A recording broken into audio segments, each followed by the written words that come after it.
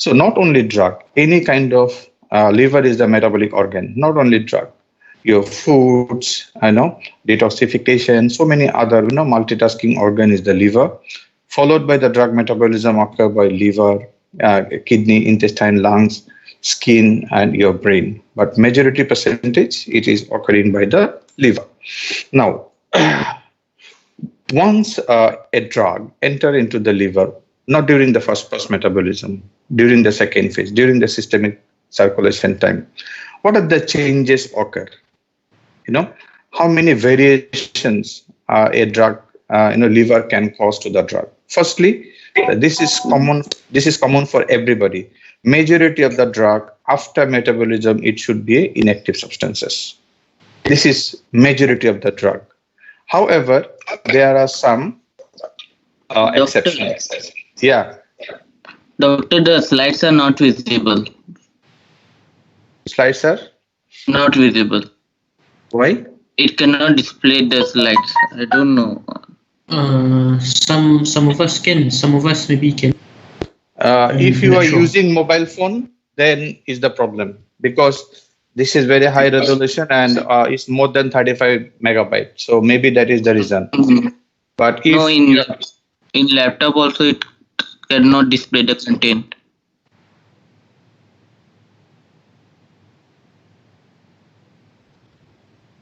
Okay, so you exit. Is it I have to do or student will do?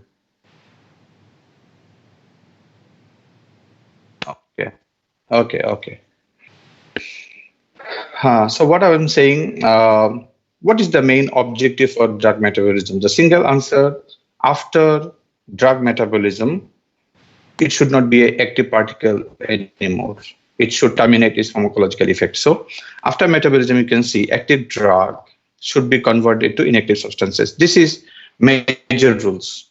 But however, there are some other as well, different rules as well. What is that? Sometimes active drug become hyperactive. They form some metabolites which is actually more active, more effective than the natural drug or the original drug you give. So what is the benefit? Like natural codeine, if you prescribe, after taking within your gut, in the liver, it become activated. So activated form of codeine actually is the morphine. And diazepam is a sleeping pill. Same rules here. So it has a very interesting clinical significance. You got a patient, I'm talking about diazepam, number 2 drug here. What happened? Already the formula. What happening? If you are giving diazepam and after metabolism, it's supposed to be more active. So no need to prescribe diazepam every day for the patient. If you're planning to give this patient this drug for 5 days, you ask them to take this drug actually 3 days. Why? Because the normal duration of action is going to be enhanced. Why? After metabolism diazepam, it becomes desmethyl-diazepam, which is more longer duration of action. So you can explain this to patients. You're taking this drug, but your body, we're going to make it more active. So if you don't say that, and if patient keep on taking normal regular doses, what's going to happen? There'll be a huge amount of drug accumulation within the body. And diazepam is a sleeping pill. People cannot drive after taking this drug. People cannot fly with this drug. And, patient will be drowsy. Patient will be in hangover state. So you have to explain about that. So this is an exception. Normally, active drug should be inactive. But here, active drug becoming more active. You will not find many examples like this. There are a few exceptions, 2 only given. By year 2 and 3, you'll get to know some more examples. Okay, this is also a kind of pharmacological brilliance. Very purposefully, in a very delicate way, scientists have designed this method. Why? You are giving an inactive drug. When this drug within the packet in your hand, it is inactive. It becomes active after entering into the body. Reason why? I think all of you know levodopa is a drug given to Parkinsonic people. They are lacking dopamine. People with the Parkinsonism, in their brain, they do have less dopamine. And dopamine is a central neurotransmitter. Your peripheral system, your blood, your defense mechanism really doesn't know much about dopamine in peripheral system. So if I take dopamine, 90% of the drug going to be destroyed within the blood, because your GIT, your plasma, it has some enzyme who can destroy the dopamine. So what they're doing, scientists are giving one step earlier. So levodopa, after enzymatic conversion, it becoming dopamine. So once you're giving levodopa, your enzyme is destroying levodopa and forming dopamine, and it's easier to reach to the blood-brain barrier and go to the brain. So again, this is also not very common thing. Not many examples you can find in the books. Cumulatively, maybe 7 or 8. Again, which is an exception. The final one, also very interesting. I don't know whether you know it or not. Paracetamol is a very toxic. But 500 milligram of paracetamol, the amount of toxins producing is very small amount. I repeat, the paracetamol tablet you are taking, the metabolic end product of paracetamol is very toxic. However, you are taking 500 milligram or in a day 2 tablet or 3 tablet, 1500 milligram. The amount of toxin they're producing, which is very minimum for the liver. So liver can detoxify. But in an overdose, some patient, accidentally or due to suicidal tendency, if they take 15 to 20 paracetamol, what's going to happen? The toxin amount is so huge, liver cannot detoxify them. And that toxins is very specifically hepatotoxic. So what I'm saying, after drug metabolism, it can be formed into a toxic substances. I think it's only one example is paracetamol. So what happened? Active drug converting to toxic substances, and that toxin is N-acetyl P-benzoisoquinoline, which is hepatotoxic. So aims, you can say, or outcome of drug metabolism, these are the 4 important factors happening. The most common one, active drug converting to inactive drug.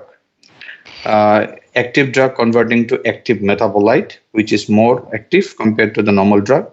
Inactive drug, initially inactive, within the body it become active, like levodopa to dopamine, and some drug can form toxins. So these are the outcome usually happen with the drug metabolism. And if you come to real life situation, you try to prescribe a drug, then you have to recall what will be the outcome of this drug metabolism with my patient. You have to remember it. Okay, so drug, normally it will go to liver, it will be metabolized, and it will form the metabolite, right?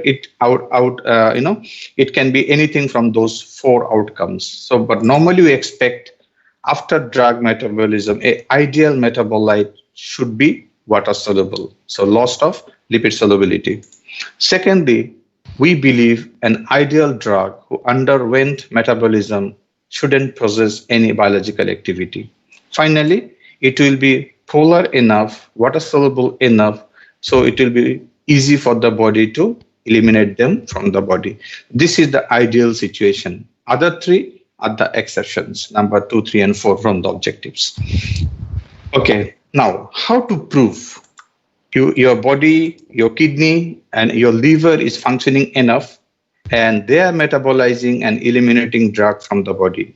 Normally, most of the time, it can be done by the therapeutic drug monitoring. In clinical pharmacology, there is a one department, and they do the drug monitoring. It means they give a dose in the morning, and different person, they respond with the drug in a different way. So unless drug concentration is not very low, they will not repeat the second dose. So how to really in real life going to check it? Or how you gonna know this drug, okay, duration of action is 6 hours, 8 hours, 24 hours, how to check it? The answer is you are actually checking for half-life. So what will be the half-life? You are given a drug and you always have to know when this drug becoming 50%. So if you give 500 milligram, when this drug becoming 250 milligram. If you're giving 100 milligram of drug, exactly which hour, after how many hours this drug concentration becoming half, that is half-life. Okay. In the next slide, I think I'm going to give you one data, and you have to give volunteer, give your interesting interpretation or some significant interpretation about this graph?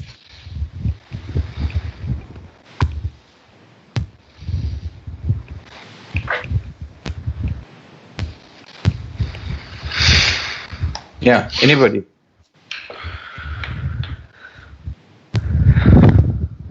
Anybody? What do you notice here? Is there anything interesting?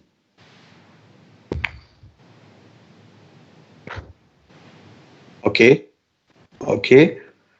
Can you notice the eliminated tell after 6 hours. after 6 hours, the drug is eliminated. okay, 6 hours. Did I mention anywhere hour? No. The I'm x-axis. sorry. It's after 6 half-life. Very good, because two totally different concept, two totally different phenomenon. I never mention here hours. It is half-life. Okay, so now let's go. And another, there is this is one thing. Somebody found Muhammad Anas. He found, okay, this drug for total elimination from the body, it took 6 half-life. One finding is correct, but there is another finding. Doctor. Hmm. So we're talking about half-life. So is it like logical for the drug actually to be fully excreted? Because after each half-life, it's only going to decrease by half. Meaning like after 1.56%, after the 6 half-life, there's always going to be a 7th half-life. It's half of 1.56. So technically, can it actually be like everything just eradicated? Actually, after 4th half-life, there is no significant influence of the drug within the body. After 4th half-life, only 6.25% of the drug is sub-maximal dose. I think tomorrow or day after tomorrow, there is one tutorial for us regarding pharmacokinetics. I'm going to discuss about dosing of drug. What is toxic dose? What is safe dose? Okay. Here, after 4th half-life, the amount of drug remaining within the body, yeah, there is just trace of the drug, but that drug cannot produce any effect. So I'm waiting for one more significant finding about this graph. One I got, yes, it took 6 half-life to eliminate from the body, but there is one more very important data is here. Volunteer, Chapat.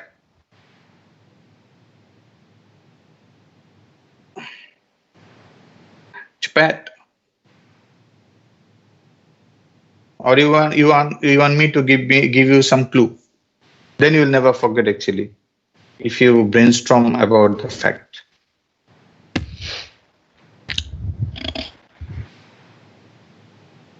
Anybody?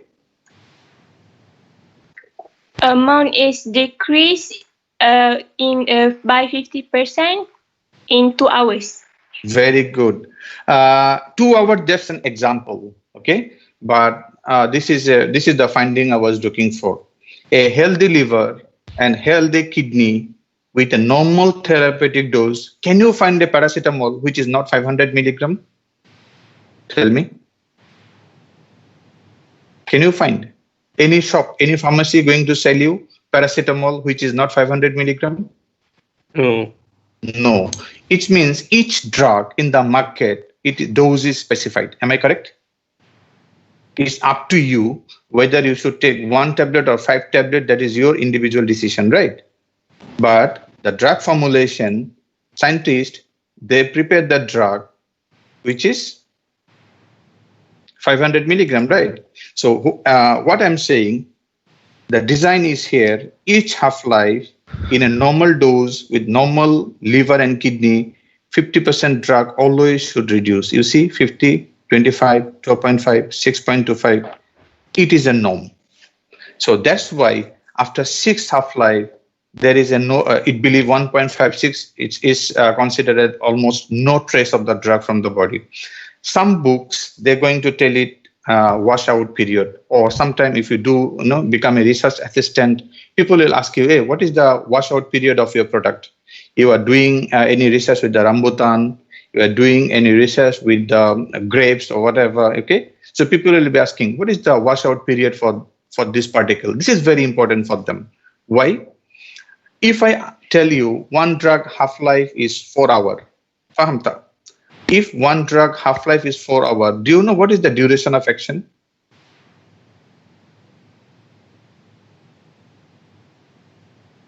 About 12 hours. Okay. Any other guess? If a drug half-life is 4 hours, what will be the duration of action? Okay, Lagi? 16. 24 Okay. hours. Oh, yeah, okay. 4 hours, 24 hours. Okay, so I solved the problem. Please switch off the microphone. So what happened? Half-life, normally we denote the first half-life. We already defined from origin and concentration when your drug becoming 50%, that is half-life. So that half-life I'm saying 4 hours. So after 4 hours, this 50% should be how many percent? 25. 25%. Therapeutically, after this, this 12% maximum, there will be no effect. So if you took 4 hours to become 50, another 4 hours to become 25, right? From here to here, total how many hours? 8. Very good. So duration of action is 8. Why? You can ask me why. What will happen with 3rd, 4th, 5th, and 6th? They produce sub-minimal dose for any pharmacological effect. There will be a presence of drug, but that is not enough to produce effect. So that if once they are not producing an effect, so you are not counting their duration of action. Am I correct? Understand it? So, doctor, there should be minimum 8 hours gap. No, we are talking about half-life and duration of action. So duration of action, we can calculate only by half-life. Why? Because first half-life 50%, second half-life 75%. Am I correct? True or not? Yes. So if you calculate these two figures, is 75%. So this 75% drug already metabolized. Am I correct? Okay. Yes. Okay. So once 75% drug is metabolizing, remaining 25% cannot produce any pharmacological effect. So that's why always you have to know the first half-life times 2. So 4 hours means 8 hours. If any drug half-life is 8 hours, means duration of action will be 16 hours. Because within two half-life, within the first two half-life, actually you are metabolizing 75% drug. So remaining 25% cannot produce any pharmacological effect. So, until the drug reaches 75, we cannot take another dose of the same drug. It is applicable for some toxic drug, but not always. There are some drug really clinical pharmacologists, they check the plasma concentration, and once it becomes below 6% or 5%, then they repeat the second drug. And this procedure is actually bioequivalent study, and it is a bit expensive. But yes, in certain situation, if patient having kidney problem, liver problem, you have to do that. But normally, healthy liver should not be a problem. Okay.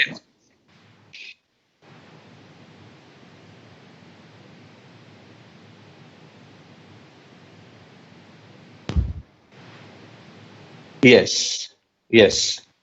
Clinically, first to half-life. But if you really go very precise, washout period. So 6-hour half-life is for the total washout period of the drug. But I'm talking about pharmacological effect, duration of action is only first to half-life.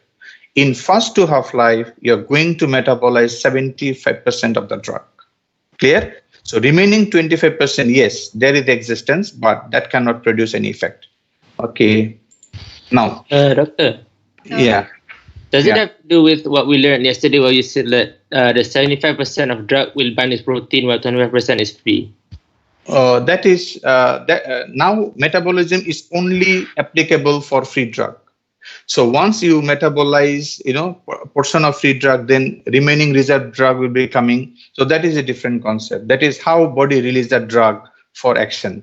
Oh, And okay. we are talking about this conversation is only applicable with the amount of free drug you have. Because why?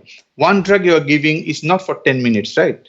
It's Yeah. going to work for 8 hour or 24 hour, right? So it has to supply the body the duration of action, right? So if there is no reservoir of the drug, you're going to metabolize the drug very faster.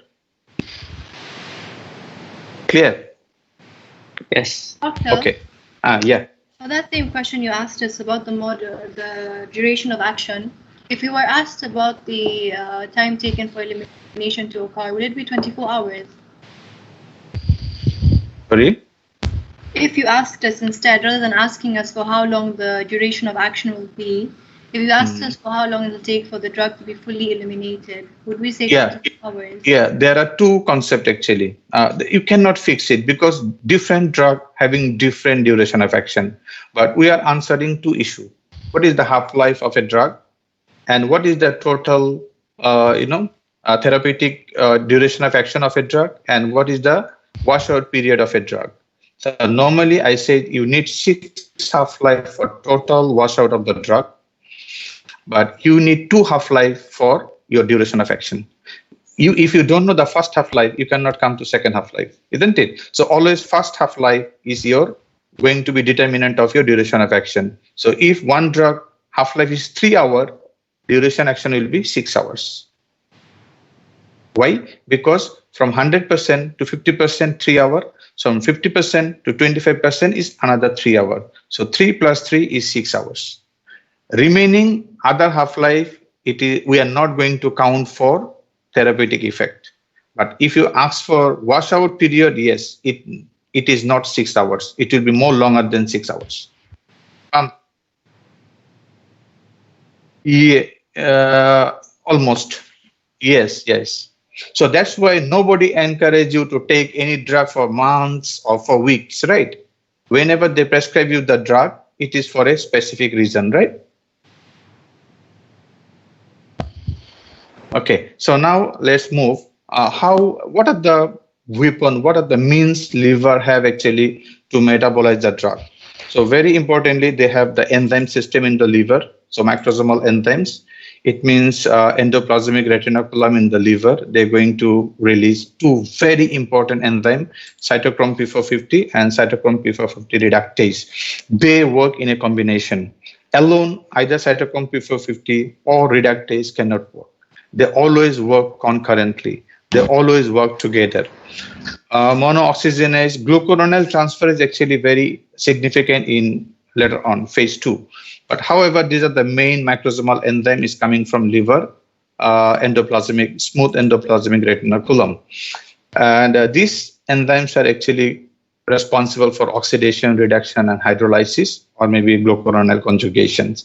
So people may can ask you, hey, what are the main drug metabolites? Please reduce the noise. So very often people will be asking you, in exam people will be asking you, can you tell me what is the drug metabolism or enzyme? The answer should be firstly cytochrome P450. If again anybody dig some more deeper, are you sure only cytochrome P450 can perform alone?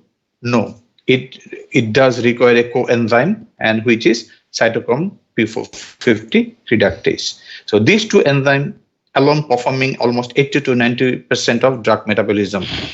After that, remainings are your optionals. If you can remember, good. If you cannot remember, fine. But first two, the red two enzymes, cytochrome P450 and cytochrome P450 reductase, you really cannot forget. It's very essential to remember. Okay. Do you know there are so many supplementary drug company existing in the world? They don't produce any mainstream drug, but they'll be telling, they're going to sell you vitamin C tablet. You take one box, it will cost 1,000 ringgit. They'll be selling you, okay, we are selling collagen. You take this collagen, it's going to cost you 800 ringgit, whatever. I think you know, right? The supplement company. If you can find any supplement who can inhibit or stimulate this enzyme system, you will be almost a millionaire. Why? I'm going to explain. Because as I said, example, do you have internet, right? Can you check relationship with the insulin and zinc? Zinc, huh? How really the insulin treatment phenomena totally been changed, only simple zinc. Anybody, any volunteer, can you find the relation with insulin and zinc?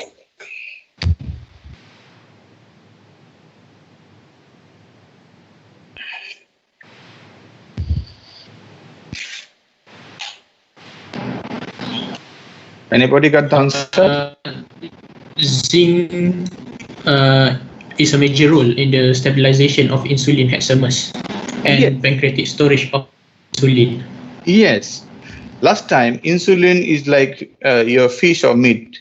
Once you extract it from the human or any other animal sources, you have to use immediately. Which company is there to produce now and they're gonna sell immediately?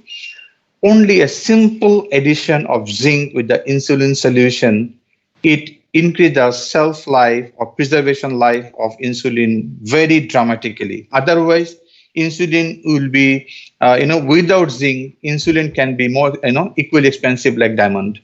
So how many diabetic patients in the world can really afford to buy insulin? So that's how actually science and pharmacology work. A small discovery, a small contribution, it really can change many factors. Now, whole world searching for treatment for corona, but that coronavirus is very smart. I think during antiviral class, I will discuss with you what really happened. Even all the European country, USA, Japan, Singapore cannot find treatment for coronavirus. Why coronavirus so smart? We're going to discuss. So you just see simple addition of zinc. They know zinc can increase the preservation time of insulin so that you can keep it in the market. People can buy slowly. Now, example, you just found some another natural substances. I know few scientists, few people, they are really doing very extensive research on some grape, some variety of grapes which can inhibit cytochrome P450. Can you imagine the impact of inhibiting cytochrome P450? It means you are prolonging the drug half-life. So if it is expensive drug like antihypertensive drug or insulin, or some other, other expensive medication, so you are reducing the dosing. So you are saving money for the patient. So that's how all the supplement company, the alternative medicine company, they try to compete with the mainstream drug. Zinc probably didn't add by the main pharmaceuticals company. It came from some R&D, some of the company. So that's why it is very important to know how many varieties of drug metabolizing enzyme you have. So out of 100 species of cytochrome P450 or variety, scientists, they pick cytochrome 1, 2, and 3, they cause more than 80% of your drug metabolism. So if you want to find any new product who can inhibit only these 3, you will be millionaire. So what happened? Why? Cytochrome P453A alone cause inhibition of, or it causes 50% biotransformation. 2D, another 20%, 70. So another total 85%. So out of 100, you already shortlisted mainly 3 enzymes should be targeted. So you can use this information in a very productive way. And if you can prolong expensive drug duration, it's a good benefit for the patient. They have to repeat the drug less. That is the significance. Okay. Non-microsomal enzyme, which are actually from mitochondria of the liver, monoamine oxidase, catechol-O-methyl transferase, or COMT. Please remember these 2 only. Others are present in the GIT and whatever. But first 2, you have to remember. Monoamine oxidase present in the GIT and brain, catechol-O-methyl transferase, COMT present in the plasma, which is enough. Because few specific neurotransmitters are actually metabolizing by these 2 enzymes. Okay. Kindly try to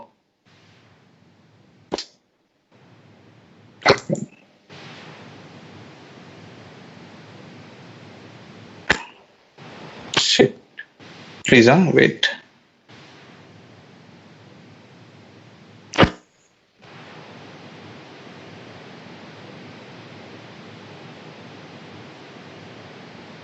This is a video I tried to play.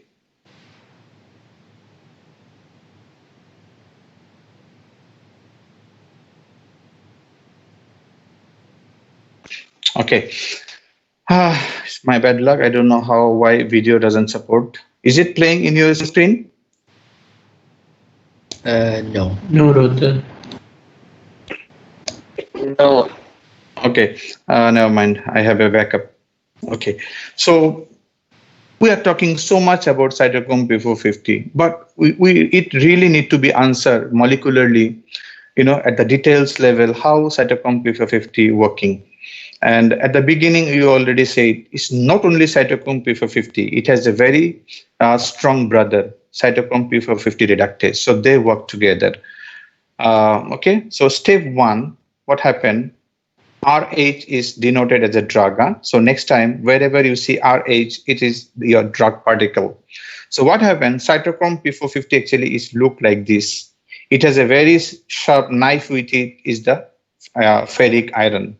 Cytochrome P450, the functioning element actually is this iron, this ferric iron. Okay, so at step one, drug firstly bind with the cytochrome P450 and forming a drug enzyme binary complex. We can see that, right? So drug, your RH drug binding with the enzyme cytochrome P450.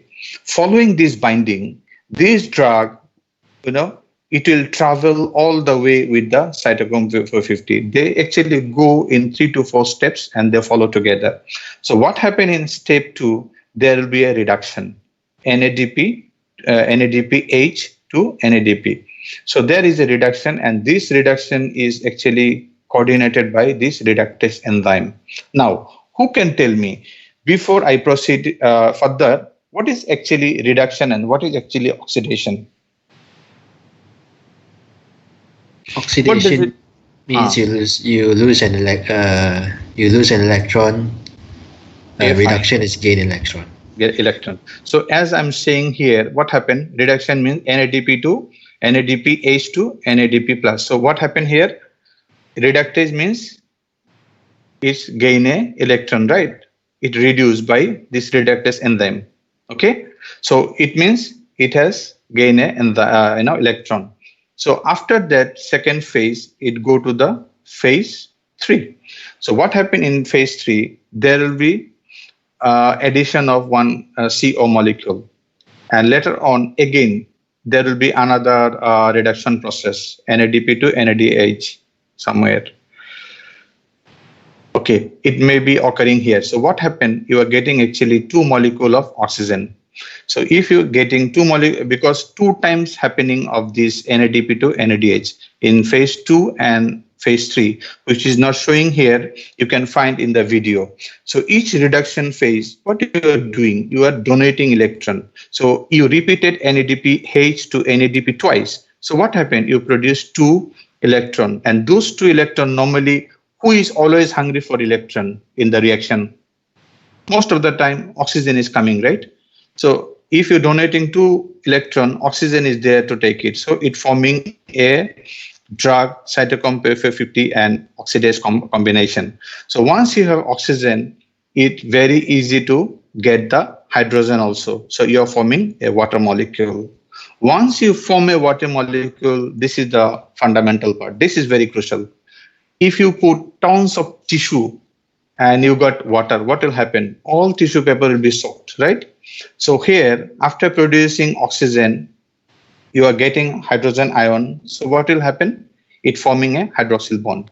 And R, the drug molecule, it can be add only oxygen or it can be add hydroxyl. So you add oxygen or you add hydroxyl, it doesn't matter. What's gonna happen? The drug actually already become change. It doesn't remain as the original RH form. It can be RO or it can be ROH. So oxidation or hydroxylation. So if you do either process, what happens? Then cytochrome P450, it performs its function. Again, it becoming a free of cytochrome P450 ferric. And again, this process is going to be repeat. So 2 key factors happening here. Number 2, you have to understand the role of cytochrome P450 reductase. what is doing is actually causing reduction of NADPH to NADP. It means each time they're donating one electron. This process actually repeat twice. You see, there is a cycle. So it happened twice. So once you're donating 2 electron, oxygen is there to receive it. Okay. So once you get the oxygen, hydrogen is available in that solution. So what happened?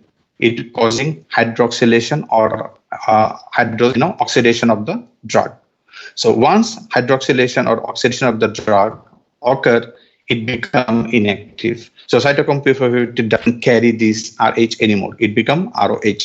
So that's how this process works. I think if you can download this presentation, there is a wonderful video in details. They're going to explain. I think I also have the explanation in the next page. So at the step 1, what happened? As I said, oxidized your cytochrome P450 ferric form a complex with the RH, your drug, a binary complex. Following that, I said in the phase 2, can you remember with the brother cytochrome P450 reductase, it go for reduction, right? So cytochrome P450 reductase, it cause reduction of the enzyme. So actually it occurred twice. As it is occurring twice, it incorporate activated oxygen. We saw the free oxygen, right? With the substrate complex. So this complex eventually bind with the 2 molecules of hydrogen. So different drug, some they combine with oxygen, some drug they combine with the hydroxyl. So with the parent drug structure, either you inserting oxygen or hydroxyl doesn't matter, or even some drug whole water go in. So whole drug become moist and it doesn't carry the pharmacological activity anymore. So these are the 4 steps cytochrome P450 perform. Now, cytochrome P450 is not a comprehensive drug metabolizing enzyme. It has some limitation. It only can carry its function until certain stage or phases of drug metabolism. You cannot continue the whole drug metabolism process with the cytochrome P450. Cytochrome P450 mostly terminating the pharmacological activity. Remember, the first objective of drug metabolism, active drug becoming inactive substances. So all these 4 steps by cytochrome P450 and P50 reductase, you are terminating pharmacological effect, but still not water soluble. Huh? Okay, so as I said, now you can see drug metabolism usually involves 2 main phases. Phase 1 or functionalization reaction. What does it mean? You are dealing with some functional group within the drug structure. Either you are adding or you are removing. So just now we saw cytochrome P450 can add either oxygen or hydroxyl or the whole water compound within the drug. So phase 1 only for that. Either you are add or removing functional group within the drug structure. So if you impure the drug structure, it doesn't possess any more pharmacological effect.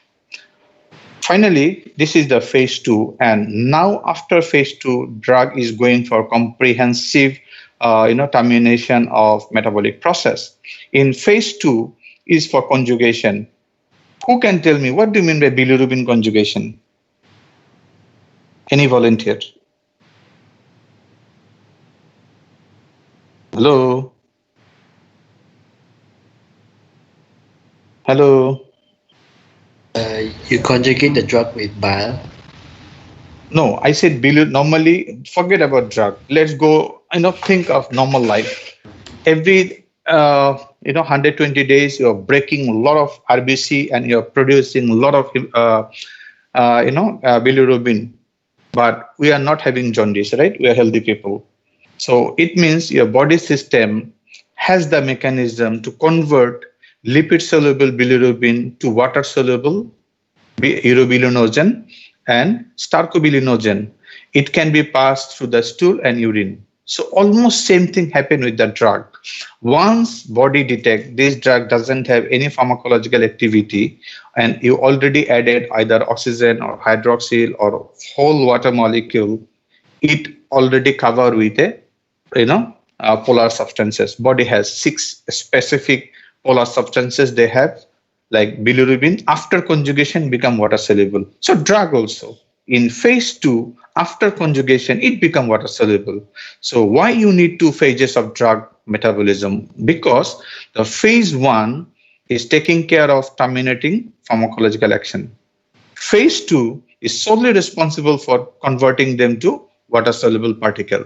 So will you believe me if I say, okay, complete drug metabolism actually involve phase 1 and phase 2? Statement is correct? No. Yes, it's correct. Because you need both. We said, from the beginning, we are saying, what is drug metabolism? Termination of pharmacological activity and reduce lipid solubility to water solubility. Who is doing that part? Phase 2 is doing that part. So a ideal drug, if they metabolize, they actually follow both phases. So see here, most of the drug actually go through phase 1 and phase 2 simultaneously, one after another, not simultaneously, consecutively. They follow conjugation phase, phase 1 or functionalization phase, or phase 2 conjugation phase. Clear? However, there are some exceptions. Yeah. Can you repeat what you said about the meaning of non-synthetic or functionalization reaction for phase 1? Okay. So in phase 1, what does it mean? There was your parent drug compound was RH. Can you remember who was traveling with cytochrome P450, right? But once it complete the 4 steps of reaction, what's gonna happen? Either it become ROH or it become RO. No more RH, isn't it? So what happening? You are introducing a free oxygen molecule, you are causing oxidation, or you are adding hydroxyl molecule, or you can add whole water, because 2 molecule of oxygen with 2 hydrogen, they're producing water. So this water, it has 3 phases. Either it can add oxygen, or it can add hydroxyl, or the whole water, it can be introduced within the main drug structure. That is phase 1, which is solely completing by cytochrome P450. In phase 2, cytochrome P450 doesn't come, not at all. So in phase 2, your body own endogenous substances, internal substances, converting the drug water soluble, because you are conjugating. It means you are binding some water soluble particle with the drug to eliminate from the body. You got your question? Yes, understood. Thank you. Okay.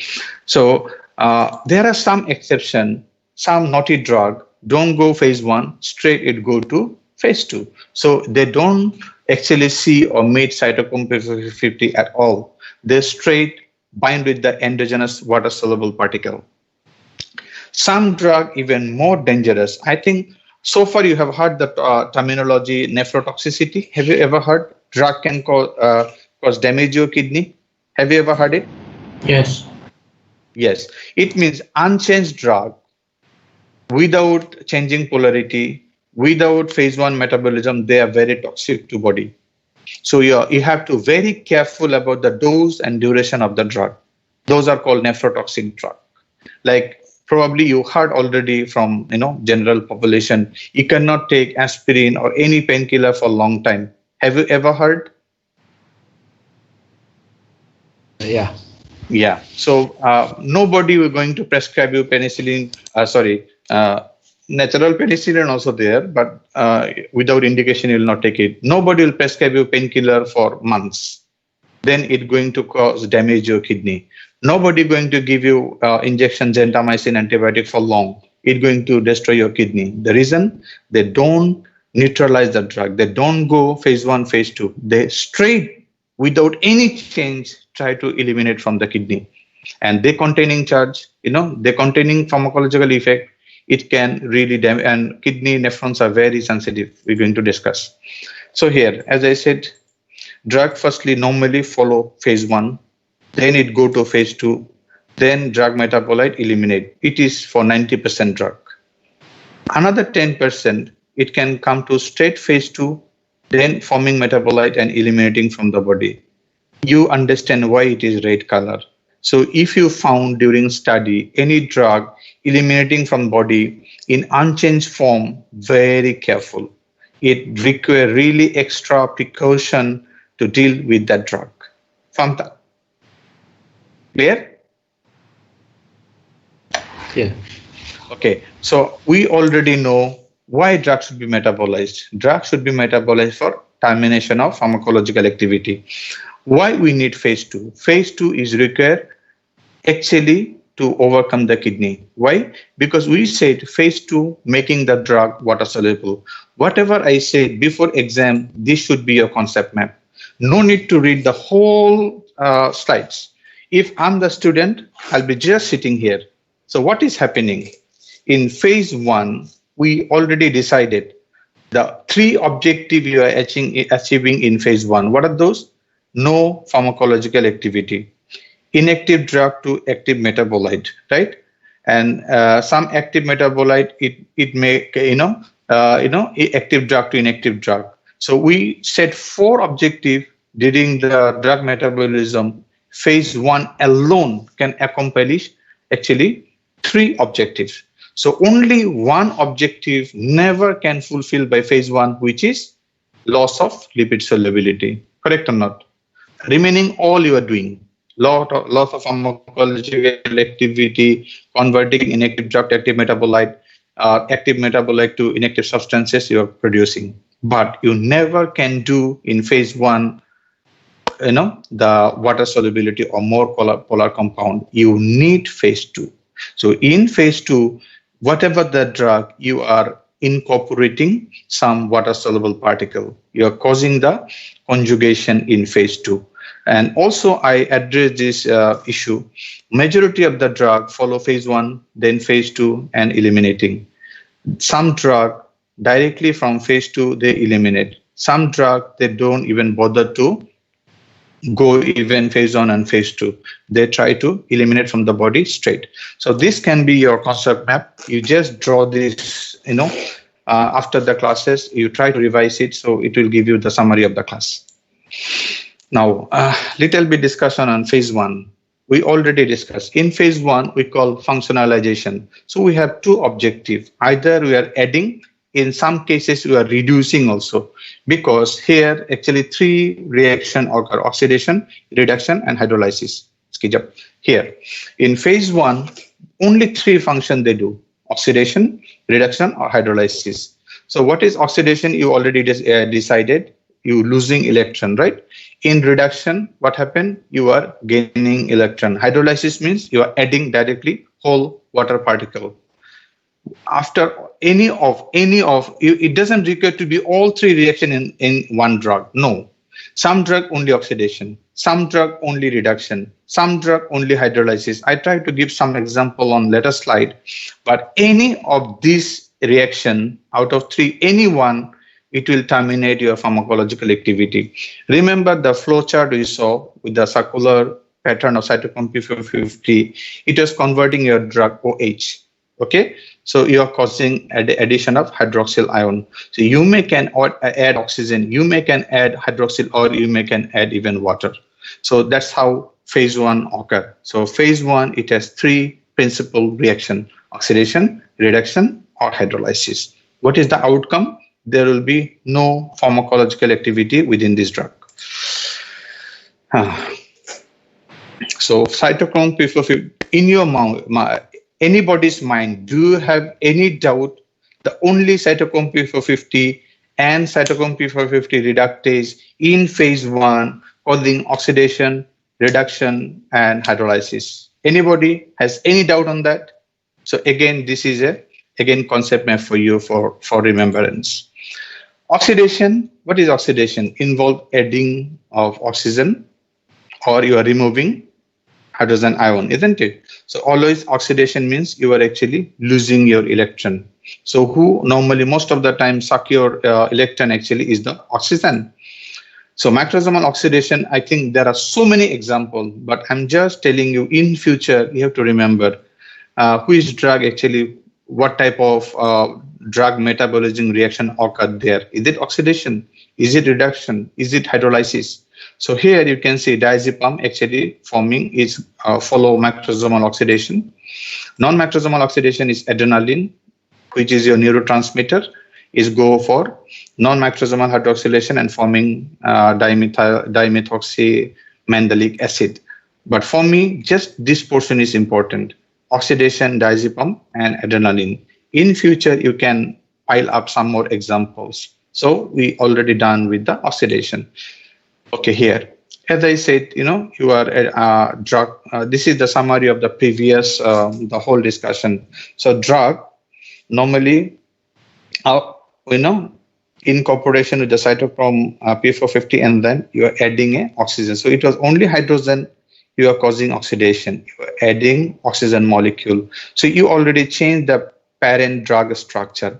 So anytime, as I said, you adding oxygen, you removing hydrogen ion, you are causing oxidation. So this drug already lost its pharmacological activity. It become a very innocent drug. So it is actually oxidation.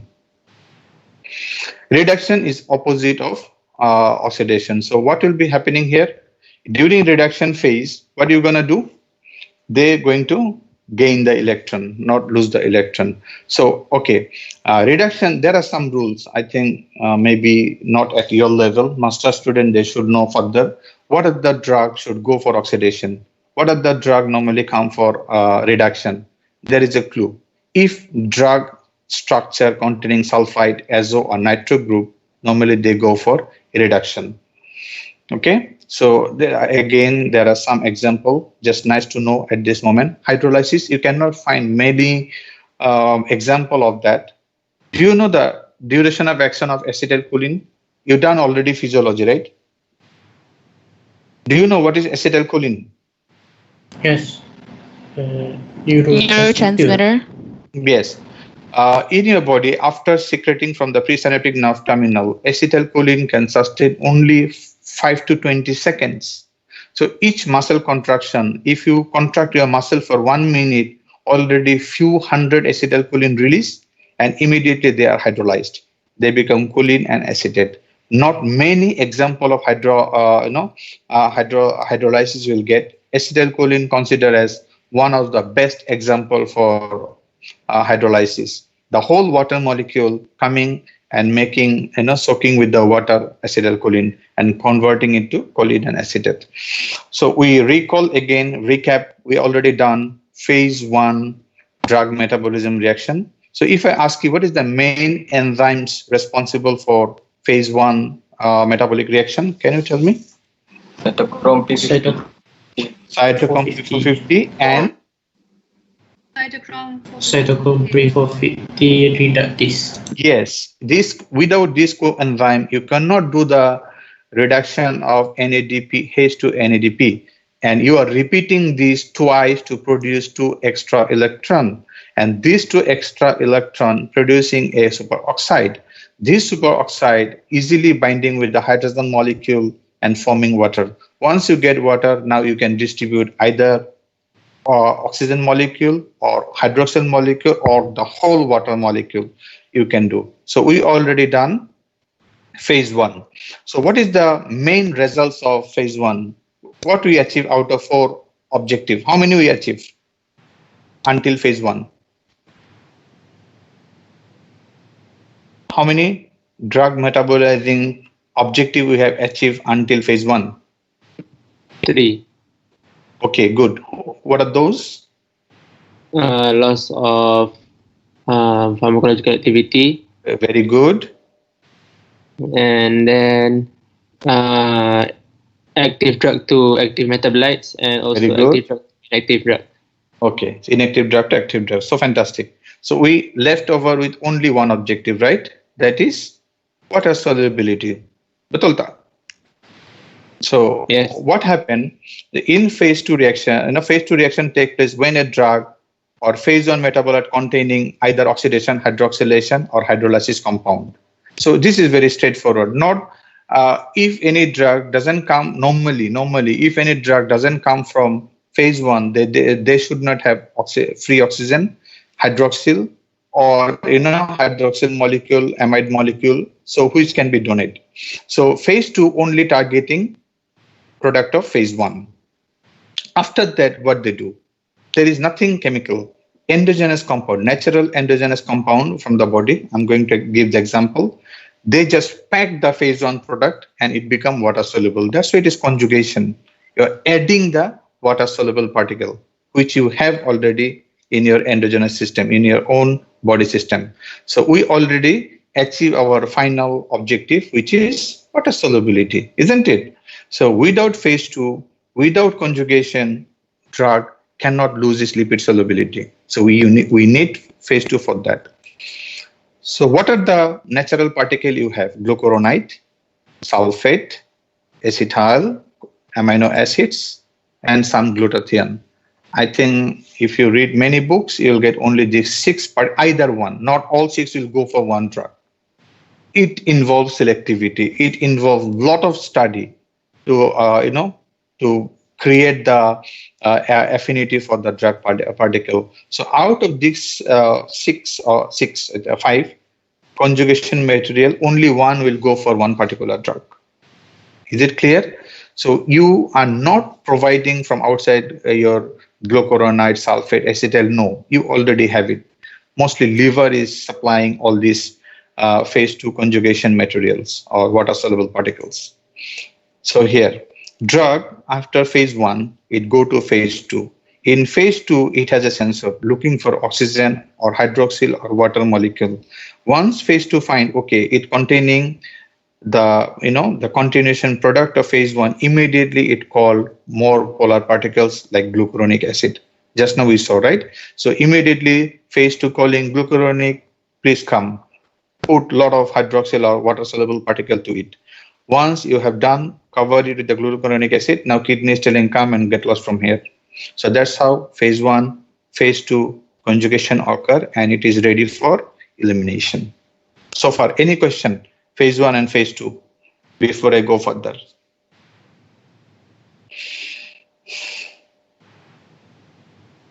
Any question? Okay. So this is just example. If glucuronic acid, we call it glucuronidation. If acetyl-CoA is coming, acetylation. If methyl coming, methylation. If sulfate coming, sulfation, so on. So if possible, you just try to remember 1 or 2 drug because it is fixed until the destroy of the world. Acetylation happen only for few drugs. Glucuronidation always happening only for few drugs. So this is although bit pressure on your brain, but what can I do?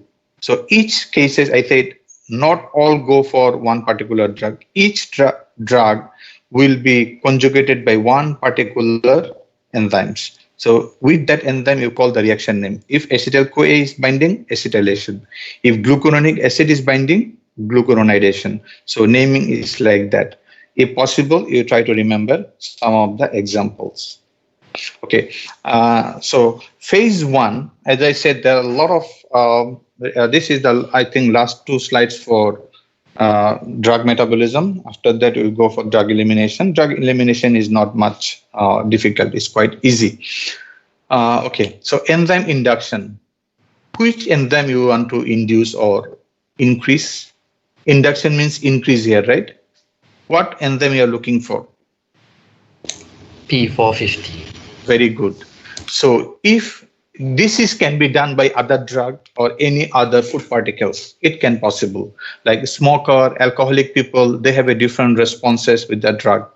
If you take, the red grapes, if you take green grapes, it may can have a different variety of responses towards a drug.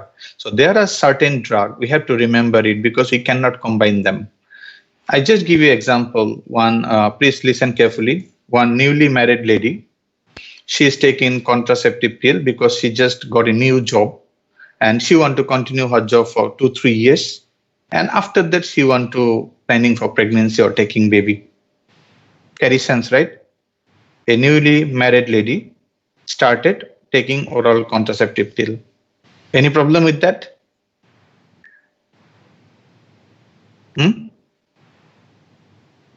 Hello? No. No. So you got a patient who is a newly married lady and she's taking oral contraceptive pill to prevent the pregnancy.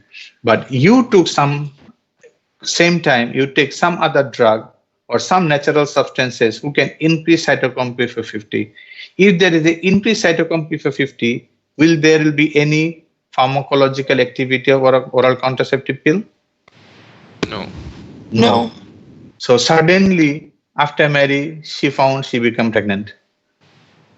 So it really going to ruin her whole preparation, right? Yes. Okay. So this is just a clinical kind of thinking, how really these things can disturb your patient's comfort or compliance. So enzyme inducer, there will be some drug or some substances, they have the capability to increase your cytochrome P450. Who are those culprits? So rifampicin is an antibiotic, phenobarbital is a anticonvulsant drug or say a depressant drug, phenytoin is is treatment for convulsion, carbamazepine also treatment for convulsion. So any of these drugs, there are a few more, but I don't want to burden your brain too much at this moment. So oral contraceptive pill plus rifampicin, can we combine together? No. No. If you add rifampicin, yes, very good. It's going to reduce the concentration of oral contraceptive pill. We don't want. So this is going to produce the adverse effect. So clinical important, decreased pharmacological effect of the first drug, which was in this case, contraceptive pill. Your auntie, she is a diabetic patient and she is taking so expensive Danish insulin. Like a Bodo, you already prescribe rifampicin. So what's going to happen? She have to take again and again insulin. Famta. Correct or not? Right. Rest of the life, she will pray for you. Ya Allah, take care of this doctor. For this doctor, I have to buy so many insulin. Isn't it? And that's how it, increase the chance of adverse effect, or you are decreasing the drug faster and it will develop the tolerance. It means you have to increase the dose again and again. So this is the importance in the enzyme inducers. There will be another opposite effect, inhibitor. There are some drugs who can inhibit cytochrome P450. So in this case, drug action will be long or shorter? Longer. Like yeah. Yes. Daniel. I cannot hear you, Daniel. Okay. I'm also.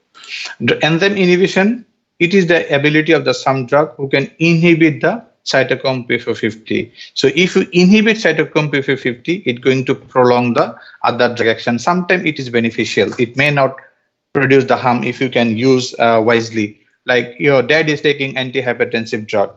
So he is taking one drug in the morning, another drug at night. So if you found some natural substances, some juice, some fruits, which can inhibit enzyme, maybe your father is taking only one antihypertensive pill in the morning.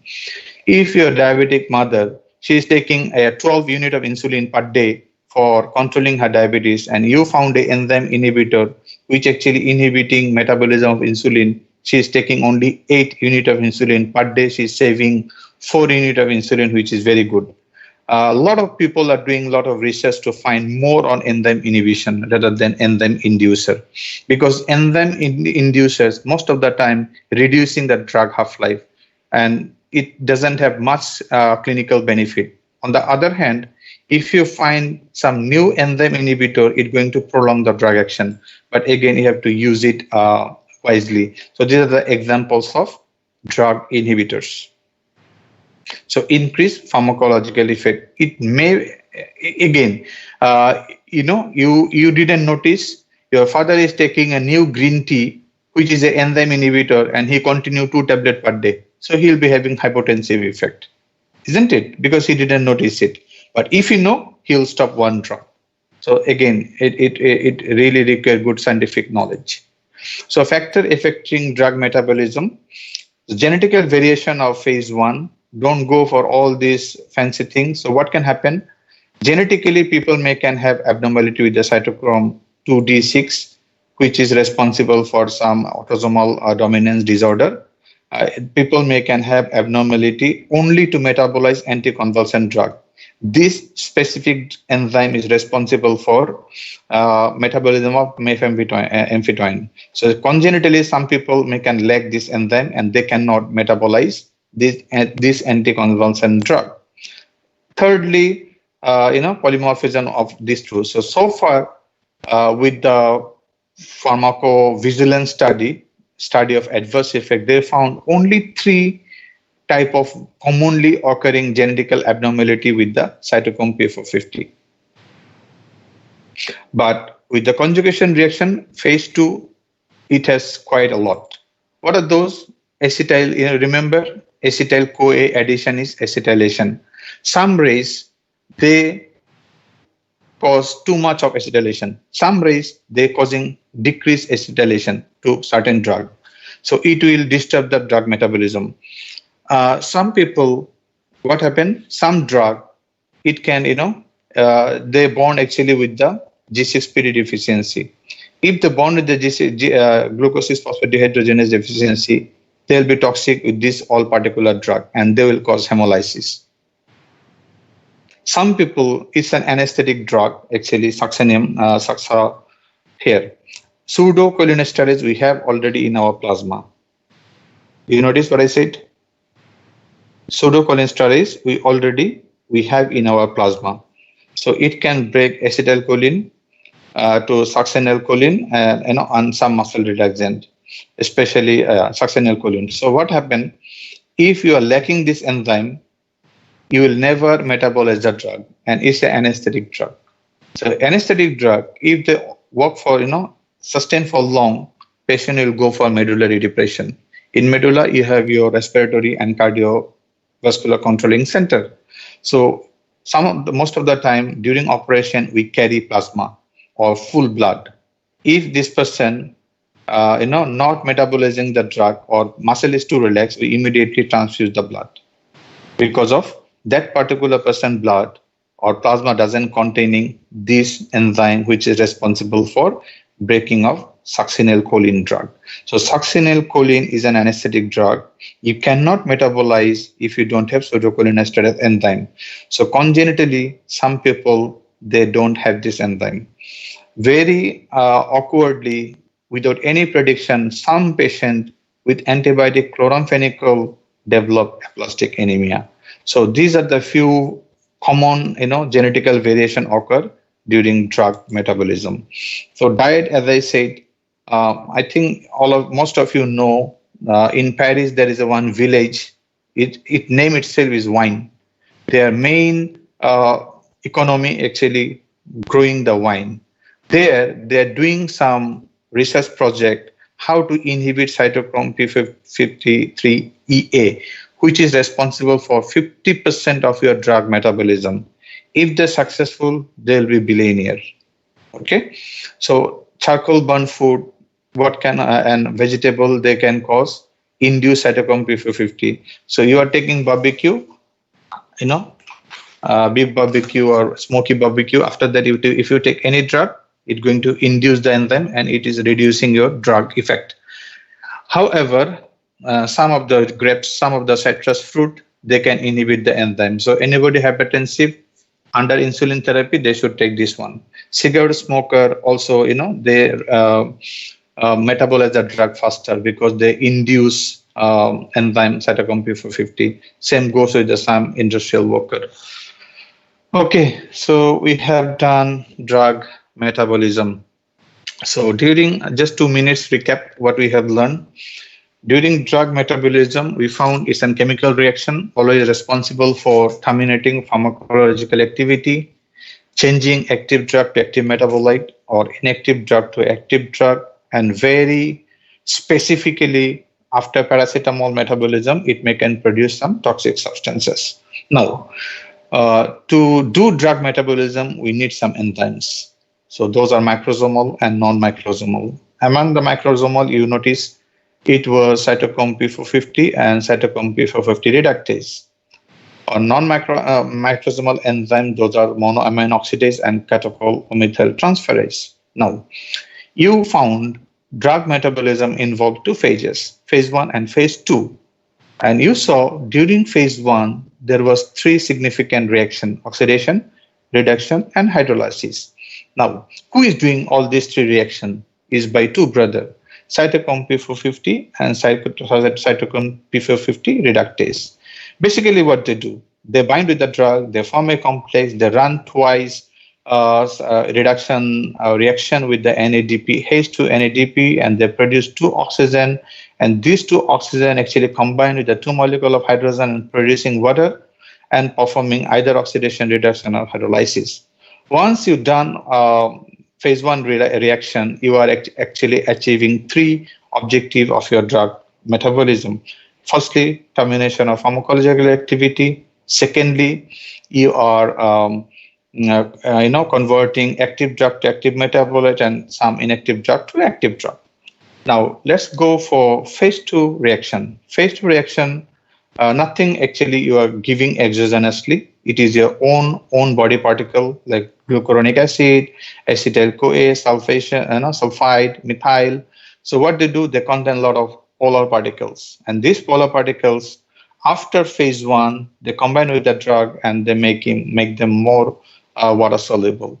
So in relation to cytochrome P450, 2 things can happen: enzyme induction, enzyme inhibition. Some fruit, natural substances, some food habits, some behavior can induce cytochrome P450, and some drugs can reduce cytochrome P450. Both have very significant clinical consequences with the patient.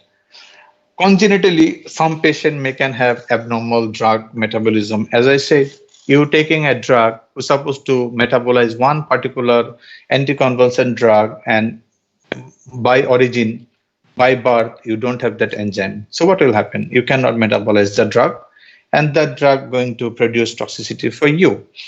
Phase 2, it has very significant few congenital problems like acetylation. Some races, they are excessive acetylation, slow. Some are rapid acetylation. Some people, they born without glucose 6-phosphate dehydrogenase deficiency. If so, they are more likely to develop hemolytic anemia with exposure with some drugs. Succinylcholine or succinylmethanium, one anesthetic drug, and it is very specific with the enzyme pseudocholinesterase. Pseudocholinesterase you already have in your body. So if pseudocholinesterase, if you don't have, you cannot metabolize the anesthetic drugs. If you cannot metabolize the anesthetic drug, you forget about that anesthesia metabolism. So there will be prolonged action, patient can die. And finally, there is one unpredicted, very weird, bizarre adverse effect is the chloramphenicol. In 2% or 3% world population, it may can cause aplastic anemia. So better not to give this kind of drug. We have to take precaution.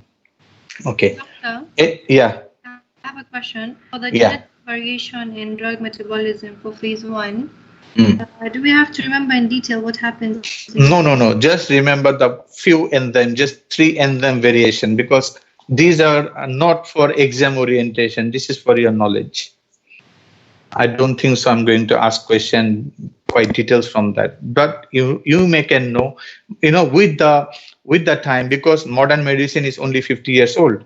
But after 50 years, there will be a lot of enzyme will be coming who already cannot metabolize some existing drug. So people have to go for newer drugs. Clear? Yes, thank you. Okay, so can I proceed for drug metabolism, which is very easy, sweet, and simple? There is one challenge. I don't know how detailed. Yeah. Can I just ask? Okay, for phase 2, so there are some drugs that go to phase 2, right? Do they retain their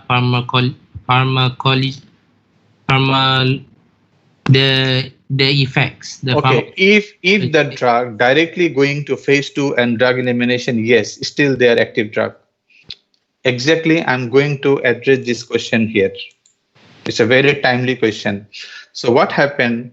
There are few drugs like 100 to 75%, these are the drug, it never change. It even don't go phase 1 and phase 2. So these are the actually your caution list. You have to be very careful with this drug. 75 to 50% drug, these are the drugs actually don't bother for phase 1 and phase 2. Unchanged means they don't go for phase 1 and phase 2 metabolism. So this is the your precaution. You have to be very careful with all these drug listed drug here. Okay, remaining all drug are good drug, gentle drug, very sober, good drugs. They follow phase 1 and phase 2. So phase 1, they lost pharmacological activity. In phase 2, they lost the lipid solubility. But these are the all naughty drugs. They don't follow the rules. Okay, so whatever you have started in drug metabolism, you can see the accomplishment during the drug elimination phase. So one drug is ready to eliminate. You check your checklist. Are they water soluble? Is it completely polar or ionized? Okay, is it pharmacologically inactive? So, or mostly kidney, your renal system is very much habituated to deal with this kind of particles. It should be water soluble, it should be ionized, it should be more polar, and there should not be any pharmacological activity naturally and ideally, but not all drugs are ideal drugs. Okay. Did you notice if somebody smoke, you can get the smoking smell?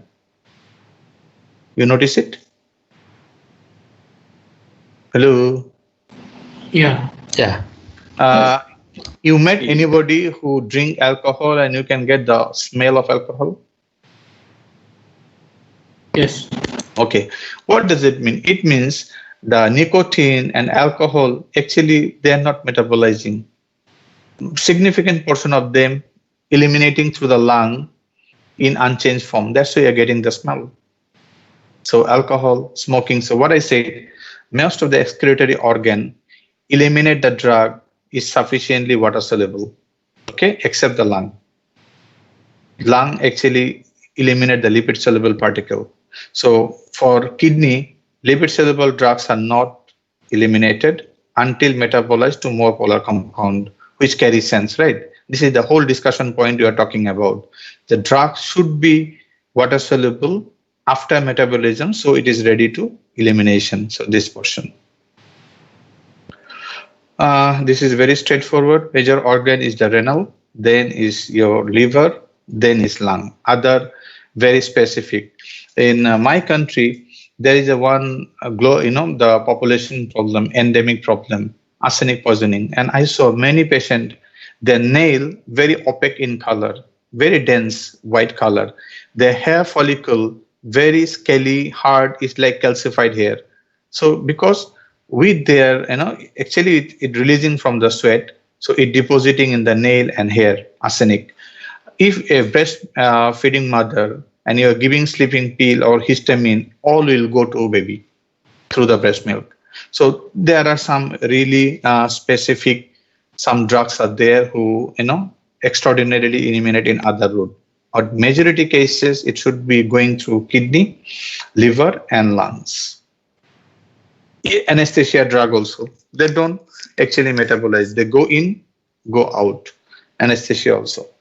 Now, don't ever think kidney treating your drug as a something weird or foreign particles. No. The way drug been designed, it is very homologous like your own body system. Most of the drug actually can replicate your biological system. Some drug act like adrenaline, some drug act like acetylcholine, some drug really act or look like gamma aminobutyric acids. So majority time, insulin we are giving is like your own natural pancreatic insulin, right? So there is no chance of immunological reaction or rejection by the body, no. So when it comes to kidney, it really follow its regular daily processes. So, so what are the basic process involved in the kidney? I'm afraid there was a wonderful video. It's not going to work here, but maybe after download you can see. So let's see how actually kidney deal with all the glomerular filtration, tubular reabsorption, and active tubular secretion. I'm going to discuss a bit. Allahu Akbar. Tak ada pun. So maybe format I have to change. Okay, I learned the lesson. So next time I will change in different format. You can see here. What is it? This structure, what do you call it? Nephron. Very good, nephron. So what are the parts involved in a nephron? How many critical parts are here? Anybody? 3. Okay. Ini apa? Glomerulus. Very good. Glomerulus. Sini? This part? Convoluted tubule, proximal. Proximal convoluted tubule. This is? Loop of Henle. Okay. Descending loop, ascending, distal convoluted tubule, and collecting duct, right? Everybody know. Okay. So I think 5 minutes I have to spend on explaining the renal physiology, because body just follow the normal process. Within that, actually, you are eliminating your drug. So normal process of the body, what they do? Here, normally body should firstly they do glomerular filtration, right? F. So during glomerular filtration, what you are actually doing? You are filtrating, and here it passing water, lot of water, sodium chloride, potassium, bicarbonate, glucose, amino acid, creatine, urea. So a regular GFR is 180 liter per day, correct? Isn't it? Hello? Yes. Okay. So you have to add one more thing. So every day your glomerular filtration doing this process, but you just add one part.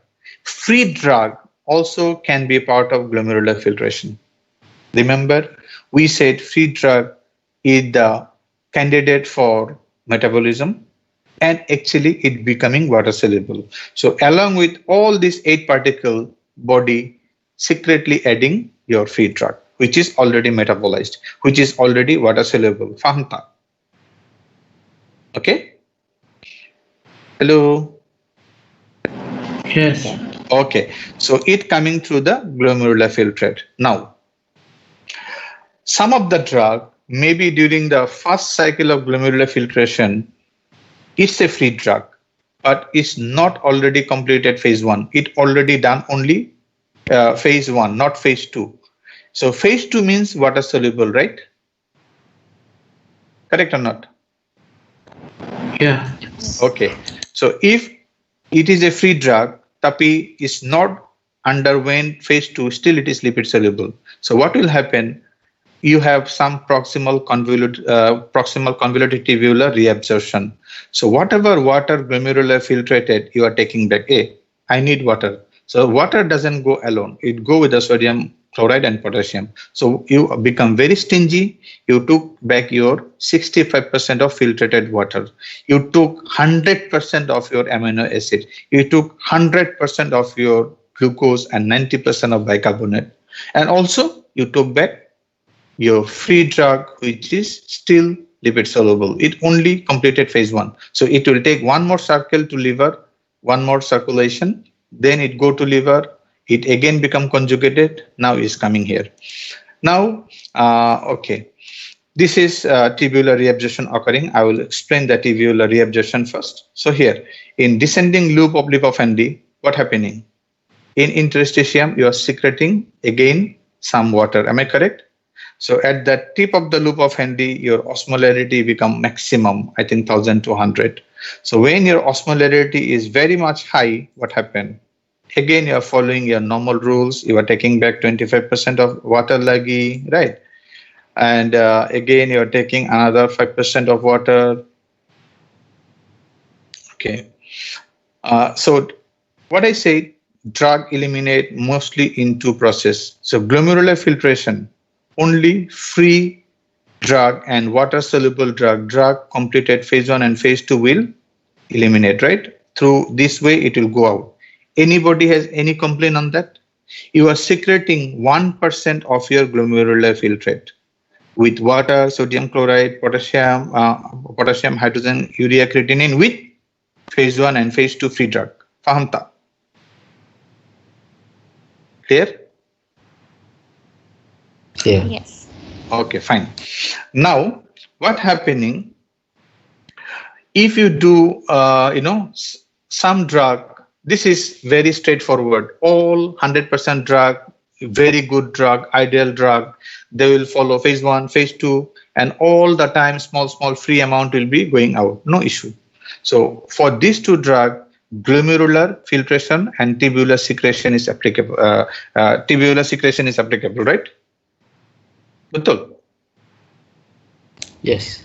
Yeah, but there are two naughty drugs are there who even didn't bother to go for any metabolism or even only going for phase 2. You have a very specific secretory mechanism around the proximal convoluted tubule. Forcefully, you really guarded and gated. Your security guard pull their ear and throwing them by active transport into the proximal convoluted tubule. You are the stupid people who didn't go for phase 1 and phase 2, and you are still holding your charge, still you are lipid soluble, I don't care. You just push them here. Uric acid, organic acids, actually these are here actually drug. So forcefully, actually they will be eliminated through the drug, through the kidney. Clear? Yeah. Okay, so why it involves glomerular filtration is for free drug. Now let's go one by one. So glomerular filtration, only free drug can pass through them. Okay, so other drug who is remain with the plasma protein, remember it has another 75% friend, still they are circulating. So they will be not coming to the glomerular filtration. They will be even going back from the glomerulus. They will never come to the filtrate area. They will not enter into the tubules. So drug size, it should be less than, I think, millidalton. And the driving kidney has to be very healthy. You have to have optimum glomerular filtration rate, not only to eliminate drug, but also other substances like urea and creatinine, isn't it? So glomerular filtration, only what type of drug can eliminate? Warfarin. Water-soluble drugs. Free drug, metabolized, water-soluble drug. This is complete answer, correct? Yes. Yes. Yeah, okay, fantastic. Now, tubular reabsorption, mostly with the proximal convoluted tubular. So what is the direction, which is very important? Tubular reabsorption from tubular lumen into the blood. Remember the picture in proximal convoluted tubule, you taking back 65% water, 65% of your sodium chloride, you are taking back 90% bicarbonate with your lipid soluble drug, you are taking back. You have to send it again for water solubility. So that's why it's going for reabsorption. So distal convoluted tubule also occur, not only primary. So drug lipid solubility is the factor. Did I mention about it? As long as lipid soluble, because why? Do you know the one circulation time, one systole, it go to your renal artery, it occurring your GFR. Do you know the duration?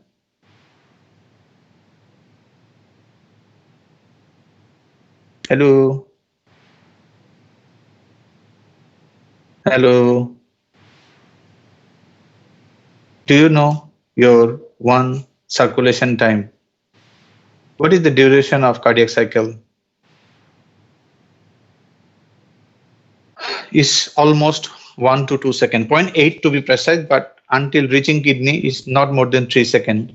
Are you producing a drug for 3 seconds or 1 minute? No.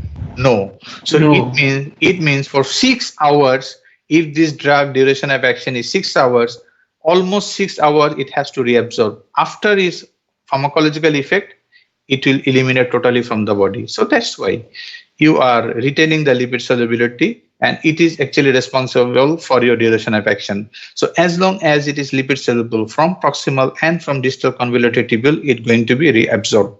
So lipid soluble drugs are non-ionized, and still it's a big particle without complete metabolism. So that's why they are reabsorbing back. Okay, so reabsorption can be passive process, and that's why I said you are not going to design a drug which is 1 minute duration of action. It should be 6 hours to 8 hours. So tubular reabsorption indirectly actually responsible for your duration of action. Okay, so active tubular reabsorption, it means you need ATP. Big molecular drug, still very highly lipid soluble drug, you cannot go by passive. Passive means the concentration gradient. You have a small particle, so more concentration in the tubule, less concentration in the plasma, so it will be going by the process of diffusion. So lipid solubility is the factor.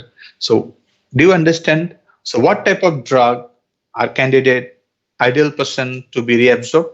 What is the criteria? Lipid soluble. Excellent. So you understand the whole concept. So glomerular filtration was determining by free drug and water soluble drug. But tubular reabsorption is determining the lipid solubility. It means you keep on recycling the drug. It's coming through the glomerular, still lipid soluble, kidney telling no, go back. Still you need to be in the body. Okay, so that's why reabsorption occur. Active tubular secretion, is it for good people or naughty people? Naughty drugs. Yeah, naughty drugs, because they don't follow phase 2, phase 1, and they don't change what body decide. Just push them back with the security guard. So active process, you see the direction from blood to the tubular lumen, mainly occur in the proximal convoluted tubule. You need really security guard and carrier protein, right? I mean the aids. So require energy for transportation compound against the concentration gradient, because those drug concentration is very high into the in the blood. So you're forcing them against the concentration. So with the energy and carrier protein. So who are those? All charged particles. So most of the antibiotic major drugs actually, they follow these kind of rules. As long as if they have the charged particle, still they're active. These are the all characteristics. They don't follow the metabolic, sequences. Body don't bother for things. They just take them out with the active tubular secretion. Okay, so these are the drug to remember. Why acidic and basic drug? It means they hold the charge, acid or base, right? So these are the particle are candidate for active tubular secretions, or list of the drug who doesn't follow phase 1 and phase 2 properly. So tubular reabsorption modification. If tubular reabsorption is more, drug duration of action is more or less? More. Very good. So what happened? Your friend got very upset with you and he took 10 aspirin or paracetamol. Can it happen? People can do overdose of the drug? Yes. Okay. Yes. So if paracetamol is an acidic drug, you should give injection sodium bicarbonate. Why? You have to really make the drug water soluble. So he took acid and you are giving alkali. So there will be naturally salt and water, right? So drug will be eliminated. Other way, if your friend doing toxicity with the alkaline drug, you should give saline or injection of acidic, right? So ammonium chloride or ascorbic acid you are injecting. So here actually you can modify, you can really play around with the tubular reabsorption. So tubular reabsorption is actually the lipid solubility. Why they're lipid soluble? Because still they are complete particles. They are not broken down into the molecules. But with acidic drug, when you give alkali, they cannot remain as a particle. They have to break down into the ions. So that's how you can really combat or reduce the chance of toxicity with the drugs. So excretion through the lungs. We already done the majority of the drug elimination with the kidney. So kidney doesn't do anything extraordinary. Just kidney perform its normal function. Those are glomerular filtration, those are tubular reabsorption, and those are your tubular secretion, which normally every day kidney they do. So your drug by liver, it comply with the characteristics of the kidney. So kidney glomerular can filter a small particle. So your free drug is the small particle. Tubular reabsorption, all lipid soluble particle like glucose, amino acid, and all that. All lipid soluble particles should be reabsorbed. Your kidney also reabsorbing.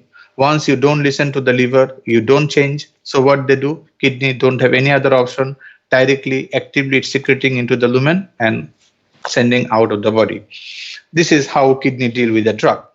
Lungs mostly, in and out. So most of the drug always absorb and eliminate through the kidney. You saw in operation theater, they put a mask. Trust me, once you remove the gas mask, patient anesthesia almost going to over, because the long you continue the gas infusion, only then they will be remain unconscious. You remove within 2-3 minutes, patient will gain the concentration. Why? It's always in and out, unchanged form of drug. So there is no metabolism required. So a very important factor is the pulmonary blood flow. COPD patient with the pneumonia, other any lung problem, difficult to give anesthesia because the whole lung become the media for in and out of the drug. And those substances should be highly lipid soluble. So, as long as you remove the sources, no more drug into the body.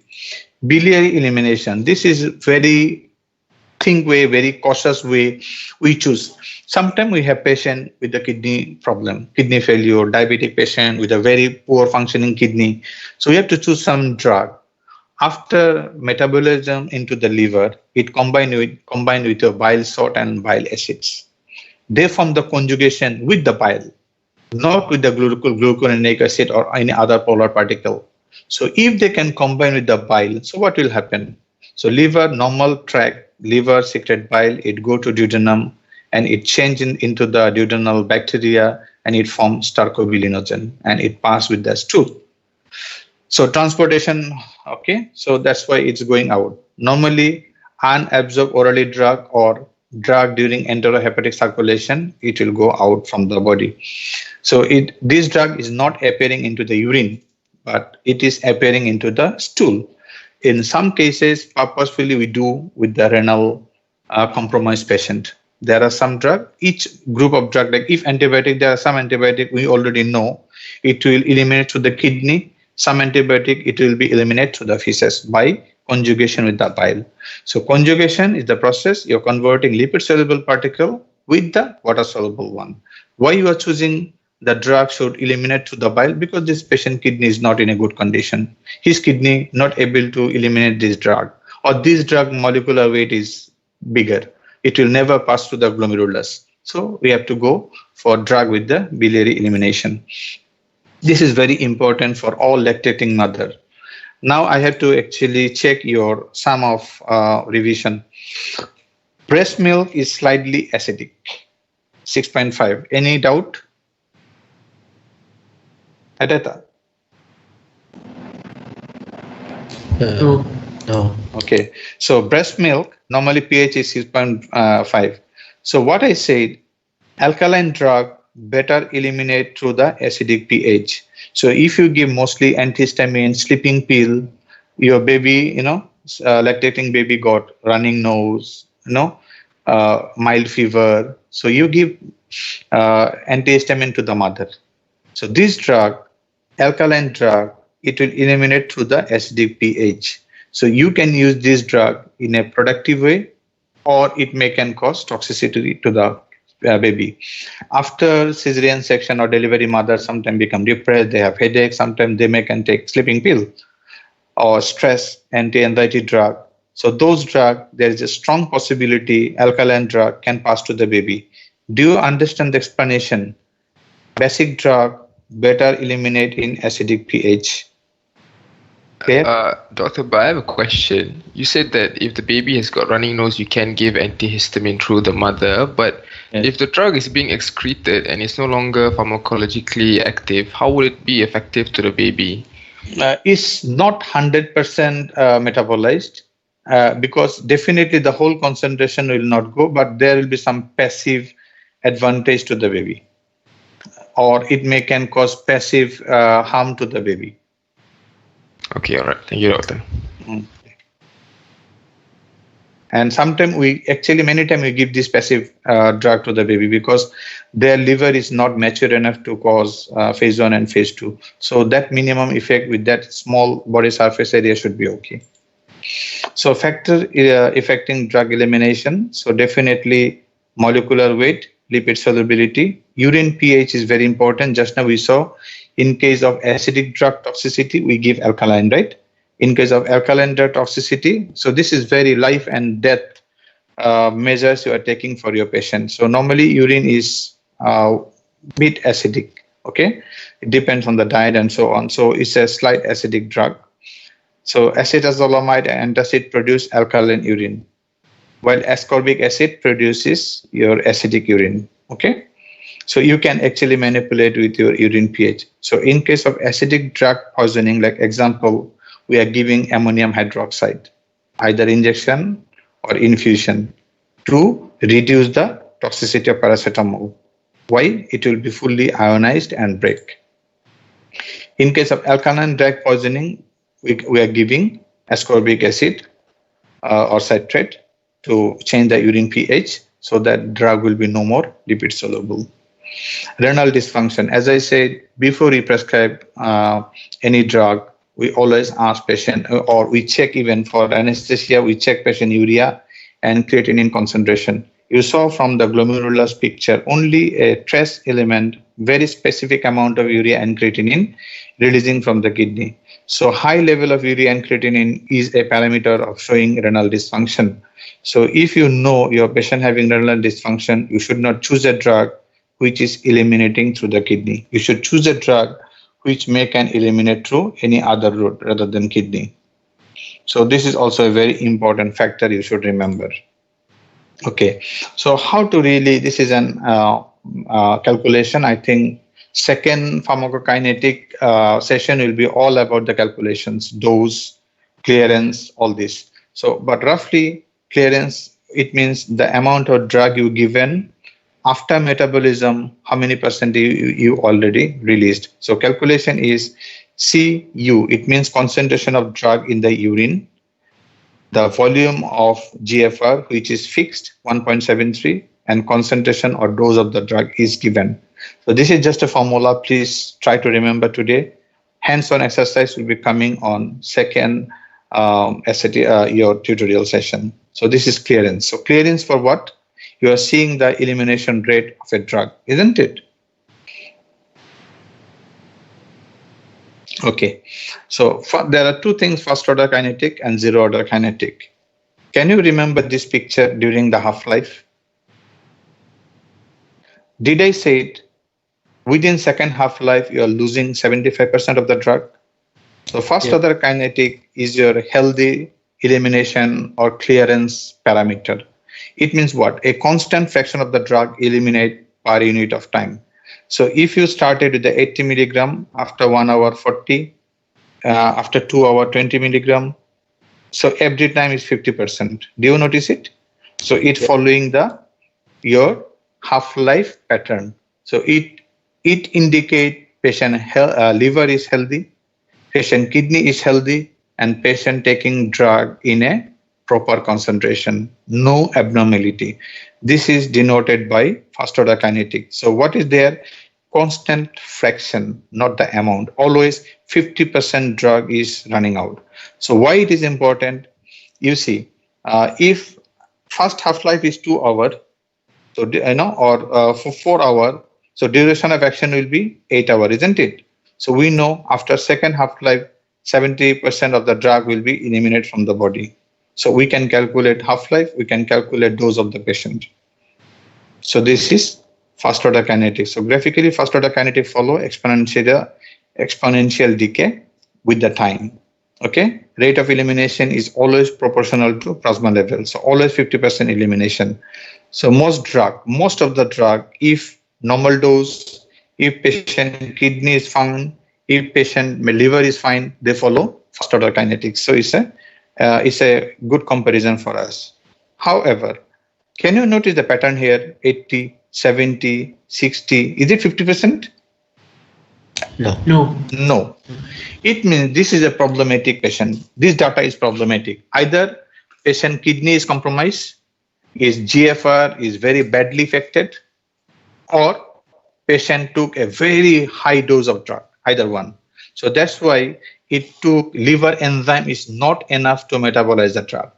So that's why slowly this drug is elimination rate will be slow, very long of action, duration of action. There is a huge chance of toxicity. So a constant amount of drug is eliminated per time. Example, if 80 milligram drug is given and 10 milligram eliminate in 4 hours. So 10 milligram is a very, you are specifying the amount. It's not the proportion. It's not the percentage of the drug. The rate of elimination is independent of plasma concentration. You see, plasma concentration is so high, but drug elimination is so low. Mostly, patient kidney is not functioning enough. So here you will see very prolonged half-life. And after, you cannot really calculate. Zero order kinetic follow a linear because all the time constant amount drug is going. Rate of elimination independent of plasma concentration, they don't bother. Plasma concentration is so high, but elimination rate is so low. So body will be accumulating a lot of drugs. Zero order kinetics doesn't have any fixed half-life. No fixed half-life, duration of action also you cannot calculate. So is it a normal picture? Abnormal. No. It is either patient took a very high dose or patient kidney is compromised.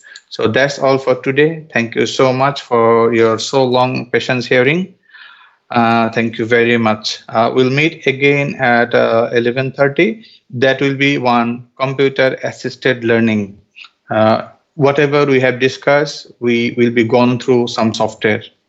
Boleh tak?